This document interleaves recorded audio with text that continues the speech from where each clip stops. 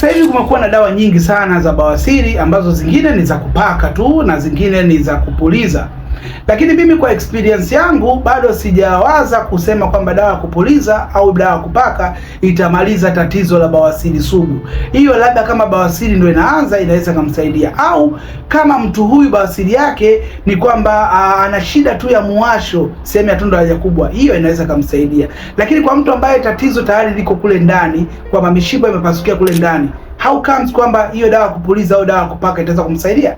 Hiyo sidhani kama inaweza kumsaidia, labda, lakini mimi kwa uelewa wangu na upeo wangu sidhani kama inaweza kumsaidia.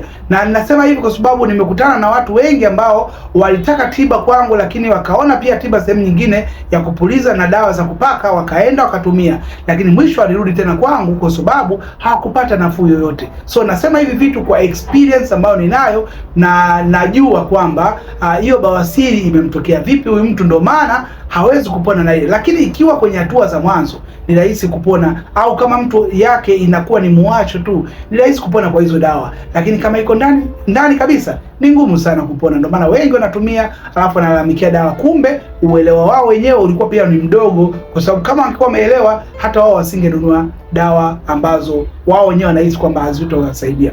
So kama wewe ni mmoja wa watu ambao wana tatizo la bawasiri, unaweza kanicheki nikaweza kusaidia aidha kwa ushauri, lakini pia kwa tiba. Kama unataka tiba naweza ngakushauri ili uweze kupona tatizo lako la bawasiri.